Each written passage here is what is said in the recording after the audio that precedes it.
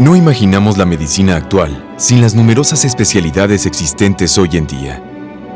Los hospitales generales se hacen cada vez más grandes, complejos y costosos para dar cabida al creciente número de especialidades.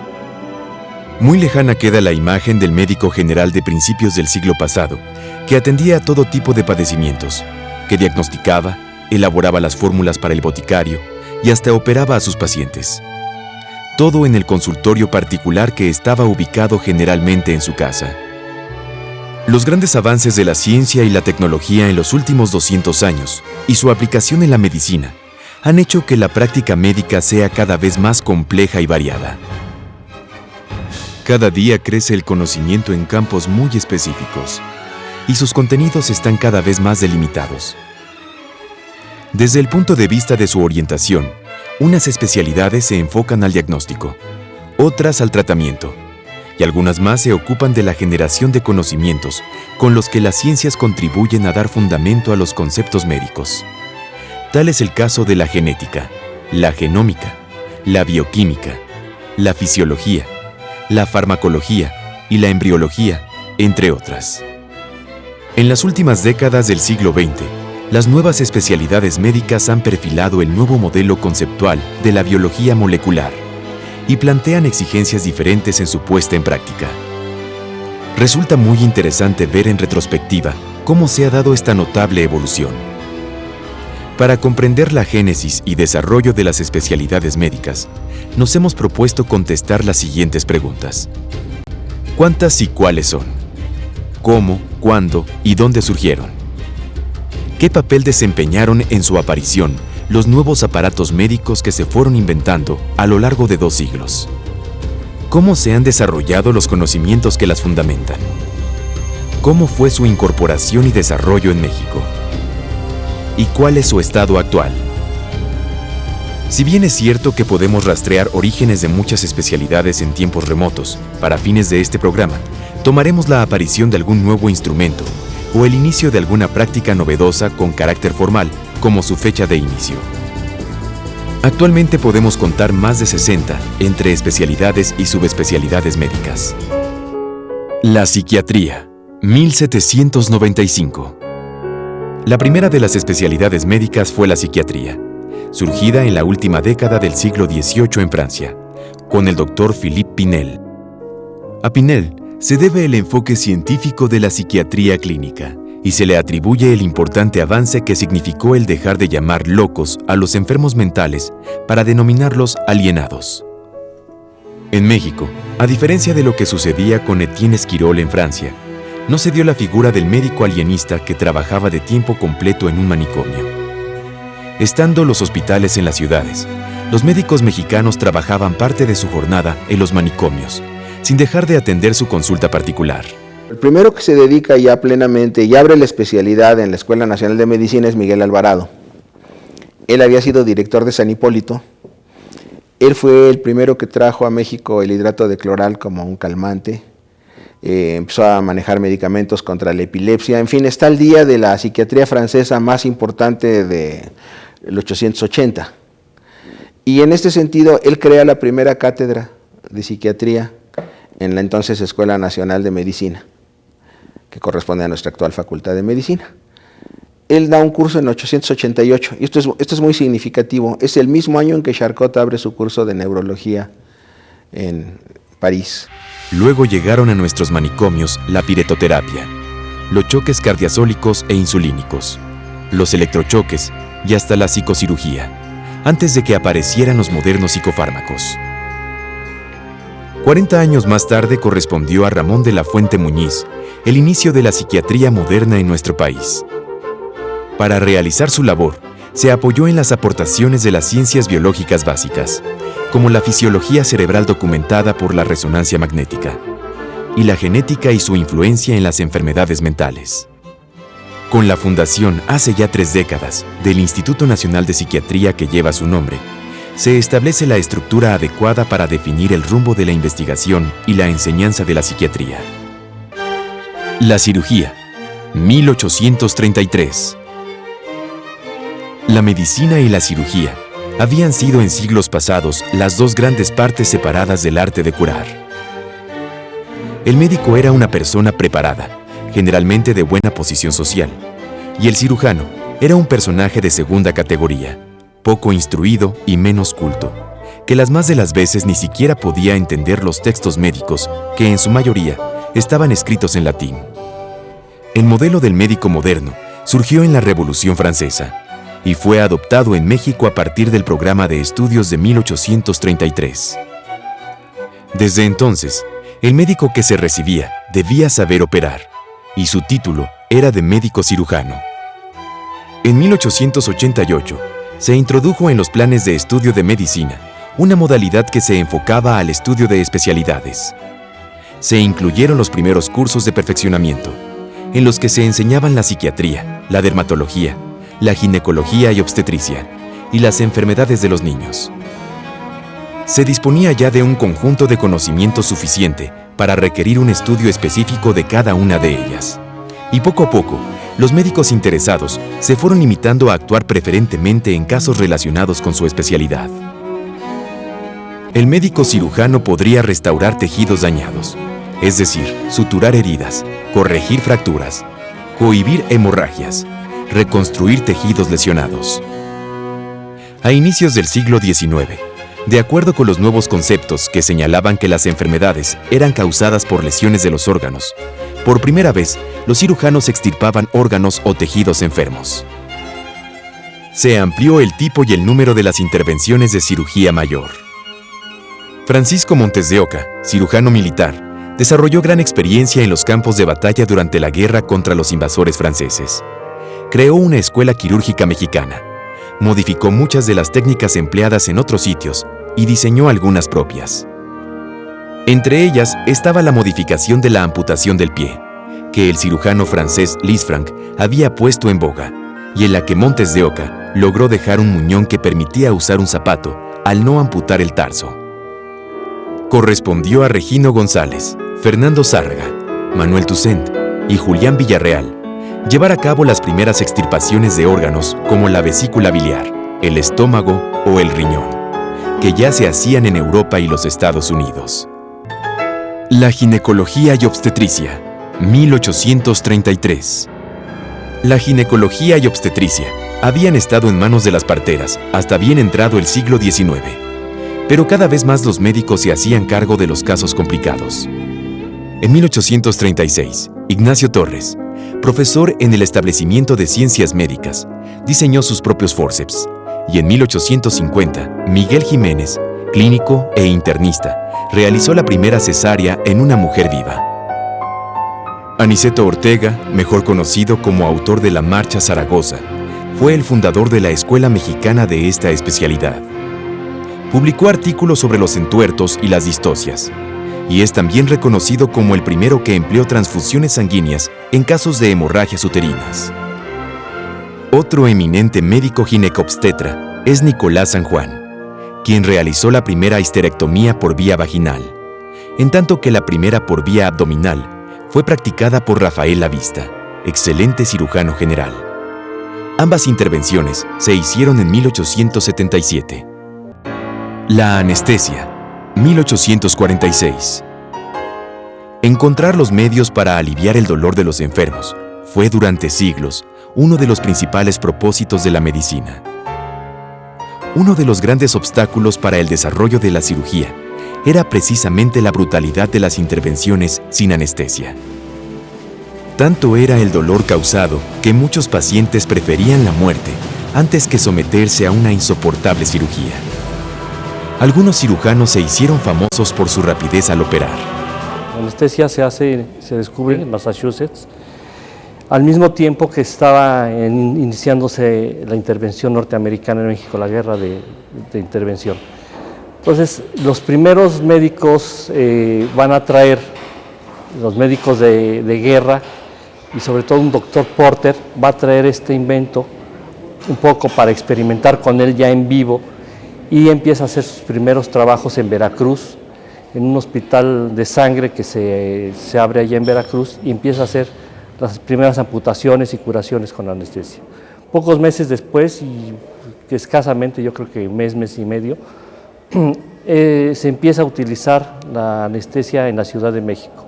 Es un doctor Pablo Martínez del Río el que va a empezar a hacer operaciones, curaciones y después atender partos con anestesia. Y ya el que se dedica exclusivamente a la anestesia, como anestesiólogo, digamos, es un doctor Benjamín Bandera, que también va a empezar a practicar la anestesia. Era la anestesia con cloroformo y con éter. Existía ya la anestesia, pero no había anestesiólogos. Y la mayor parte de las veces, cualquiera que pasaba por el quirófano podía hacer el papel de anestesista, no de anestesiólogo. La oftalmología, 1856, y la otorrinolaringología, 1868. Manuel Carmona y Valle y Ángel Iglesias se disputan el mérito de haber sido los primeros oftalmólogos que hubo en México. Ambos trajeron de Francia, cada uno por su cuenta, un oftalmoscopio. Ángel Iglesias fue también el primero en traer a México un laringoscopio, y para 1868 publicaba el primer libro mexicano al respecto. De la laringoscopía y sus aplicaciones a la patología y a la medicina operatoria. Por esta misma época, Federico Semeleder, austriaco establecido en México, que había sido el médico personal de Maximiliano y Carlota, mostraba el uso del laringoscopio en la Academia de Medicina. Con el laringoscopio se podían ver directamente las cuerdas vocales de los cantantes de ópera y se les podían aplicar algunas medicaciones con el objeto de desinflamarlas y de aclarar la voz.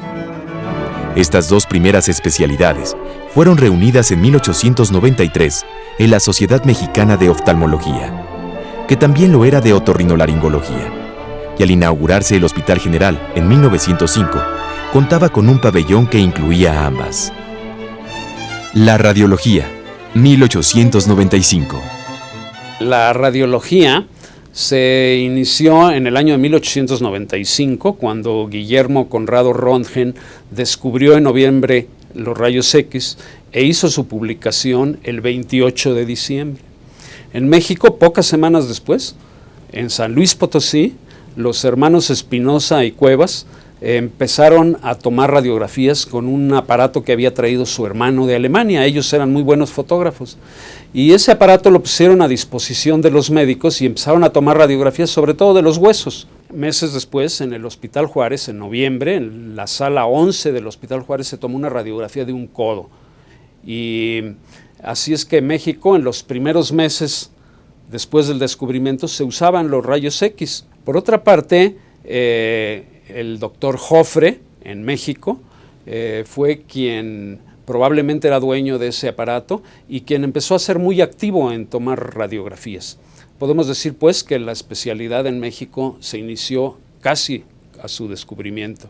Por ello se hizo indispensable la instalación de gabinetes exprofeso, con espacio suficiente, instalaciones eléctricas y cuarto oscuro para el revelado de las placas, entre otras cosas. Además de tomar radiografías, se aplicaban en ellos tratamientos de radiación con rayos X o con radium, y en la mayor parte de ellos aplicaban también tratamientos de electroterapia. Especialidades médicas en los años 20.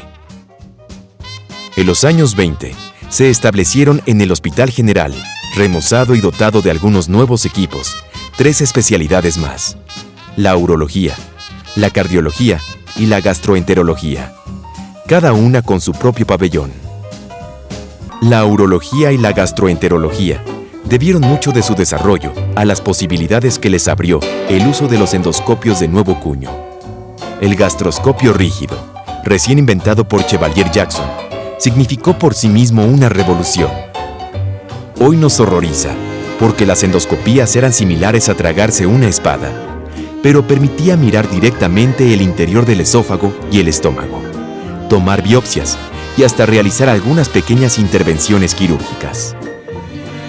Por su parte, Ignacio Chávez contribuyó al desarrollo de la especialidad de cardiología. Contaba con el electrocardiógrafo, el cual utilizaba las corrientes eléctricas presentes en el corazón para graficar sus contracciones y analizar los elementos anatómicos y funcionales involucrados en ellas. Con la aparición de nuevos aparatos, era necesario que los nuevos pabellones contaran con un laboratorio clínico cada vez más completo y sofisticado, y con laboratorios de investigación. Se creó un laboratorio para estudios funcionales del riñón en el pabellón de urología dirigido por Aquilino Villanueva. En los siguientes años, Alberto Guevara Rojas cumpliría con la doble función de establecer las técnicas para estudios de laboratorio y llevar a cabo investigación fisiológica. Tanto la urología como la gastroenterología tuvieron una orientación quirúrgica, mientras la cardiología quedó definida como médica, rasgo que fue dominante hasta ya bien establecido el Instituto Nacional de Cardiología 2 décadas más tarde. No es casual que la Facultad de Medicina de la UNAM disponga en la actualidad de un departamento de medicina experimental, cuya función es precisamente especializarse en la búsqueda de conocimientos de vanguardia. Especialidades médicas en los años 30. Varias especialidades surgen, la urología, la cardiología y demás, pero quizás una nos sirva de muy buen ejemplo para darle las características de su formación, y es la pediatría. La pediatría, como usted sabe, siempre se han atendido niños, y solamente hasta un determinado momento empieza el médico a ser especializado para atender exclusivamente niños. Y en México tenemos muchos casos. La casa de cuna es un asunto importante, como en algún momento el doctor Torruey, el doctor de la Vega, empiezan a trabajar, y esta parte va a ir pasando casi de manera hereditaria a don Federico Gómez, que definitivamente es el gran fundador del Hospital Infantil de 1943, y de ese hospital infantil, de su estructura, de su composición, en vigilancia, en atención médica, en las sociedades que funda, las revistas que tiene, la investigación, en la atención comunitaria. Todo eso va a ser del hospital infantil probablemente una de las especialidades más brillantes que ha tenido, con mayor repercusión en el extranjero. Allí se desarrollarían poco a poco las subespecialidades que dan actualmente a la pediatría el rango de una medicina de niños, con todo un grupo de especialidades que cubren áreas paralelas a las que existen en la medicina para adultos, como la cirugía pediátrica, la nutrición de prematuros y niños, la hematología y la patología, por citar solo unas cuantas. La fisioterapia tomó un nuevo rumbo al convertirse en medicina física, para responder a la gran cantidad de casos para rehabilitación, que quedó como secuela de la epidemia de poliomielitis, que afectó seriamente a la niñez mexicana desde fines de los años 40. En 1936 se fundaba la Sociedad de Estudios Endocrinológicos. De los 3 fundadores, solo Salvador Subirán podría calificarse de especialista en esta materia. Los otros 2, Fernando Ocaranza y Francisco de P. Miranda, tenían múltiples intereses, dentro de los cuales cabían también las enfermedades de las glándulas de secreción interna. Habría que esperar a que, ya fundado el Hospital de Enfermedades de la Nutrición, se llevara a cabo un primer curso de endocrinología, cuyo titular fue el Dr. Subirán. Esto fue en 1947. A su alrededor se reunieron los primeros endocrinólogos: Francisco Gómez Montt, Roberto Llamas, y sus alumnos Antonio García Reyes, Carlos Gual y Jorge Maesterreina, que permanecieron en nutrición, y Jorge Martínez Manautú y Juan José Paullada, quienes tuvieron una gran influencia en el desarrollo de la disciplina en el IMSS. Las enfermedades infecciosas habían sido ancestralmente una de las primeras causas de mortalidad, y seguramente la primera de morbilidad. La razón principal era la falta de tratamientos específicos. Pasaron muchos siglos antes de que apareciera la infectología como especialidad médica. La figura del bacteriólogo surgió más tarde con el descubrimiento de los gérmenes patógenos y de las vacunas y sueros con que podían evitarse o atenuarse las enfermedades producidas por ellos. Este especialista era más un investigador que un médico abocado directamente a los tratamientos.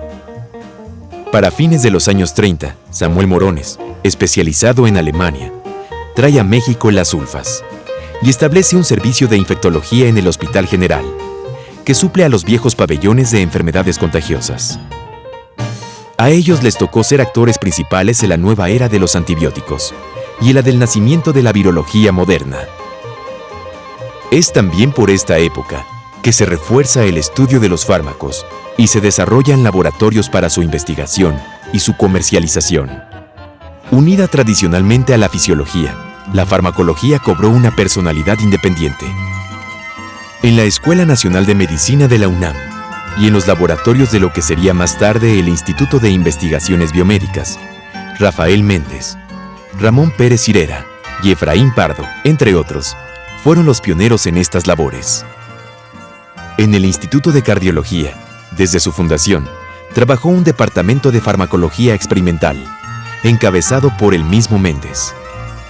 Con el tiempo, el trabajo experimental se ha realizado las más de las veces en acciones conjuntas de las instituciones de investigación, esencialmente anexas a universidades y centros de enseñanza superior y la industria farmacéutica.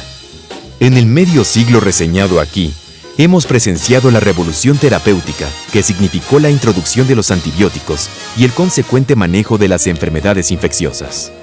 Los fármacos empleados en el tratamiento de las neoplasias, con la conversión de estas en enfermedades que tienden a la cronicidad.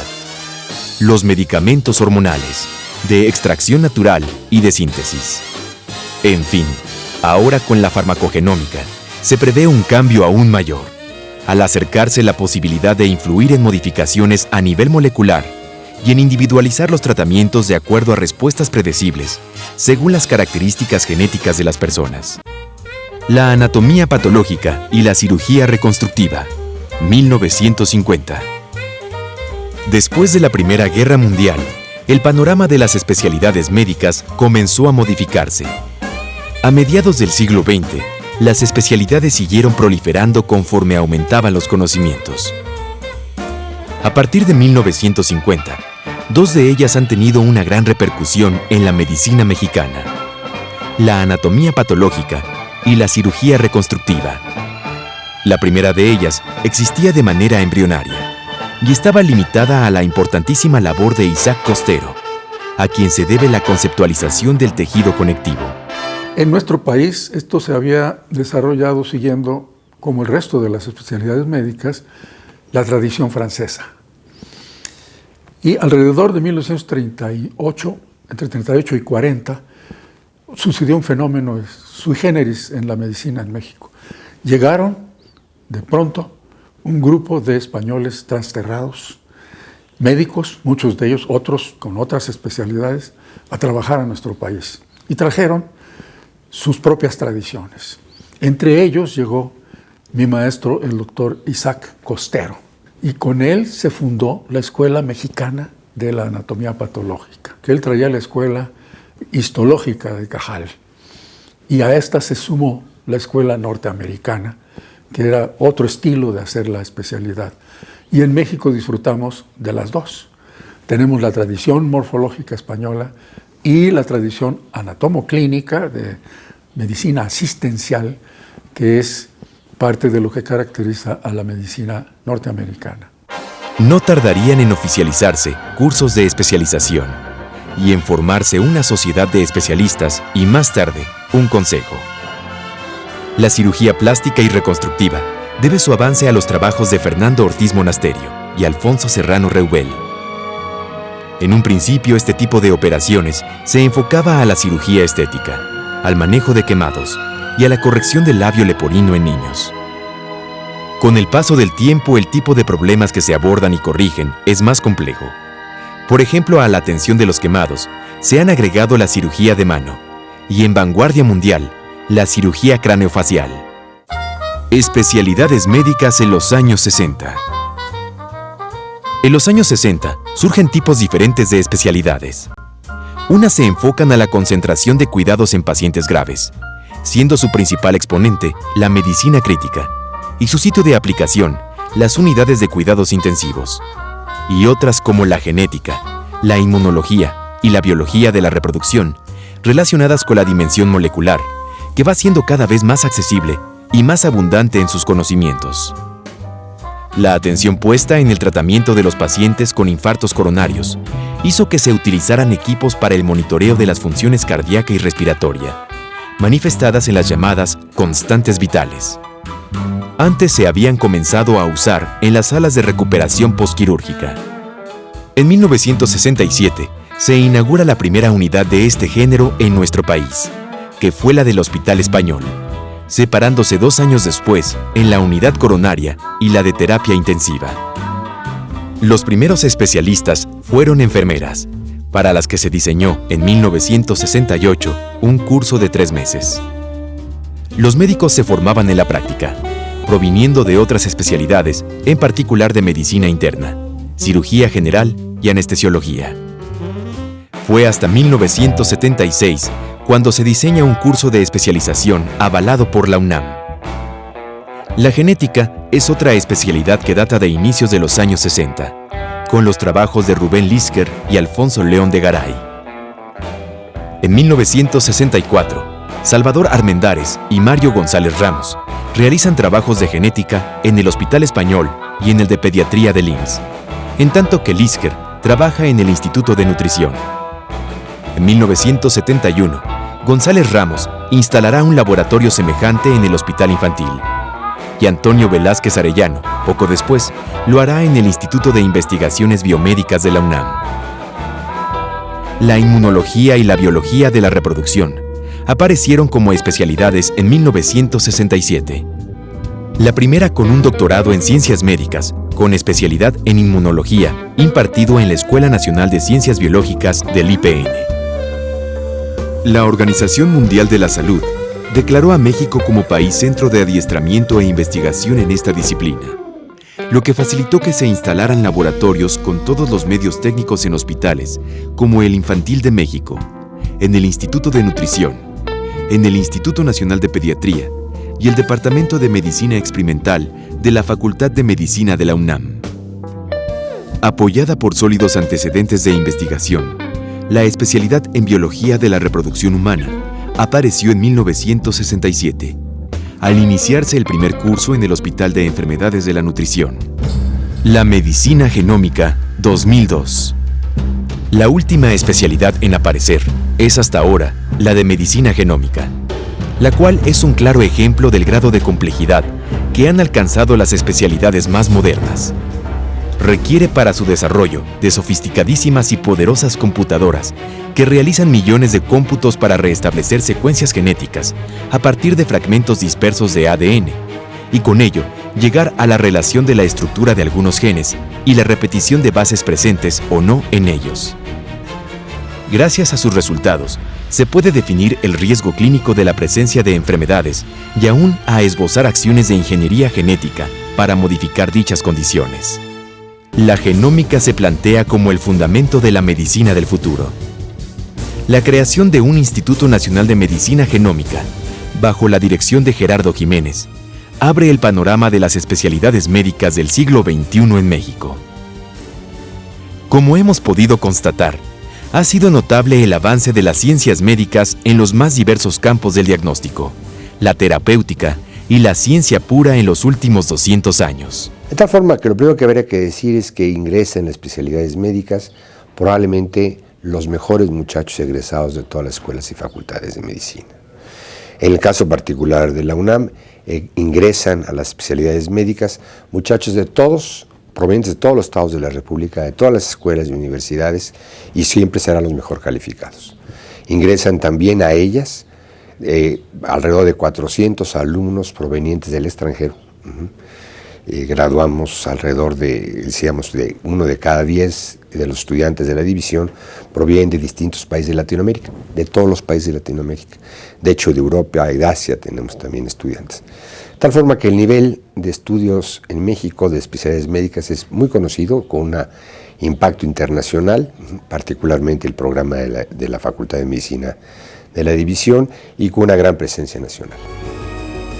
El vertiginoso ritmo de generación de nuevos conocimientos y los muchos y poderosos recursos con que cuentan las especialidades médicas actuales y futuras nos permitirá enfrentar y vencer las enfermedades que por siglos aquejaron y diezmaron a la humanidad.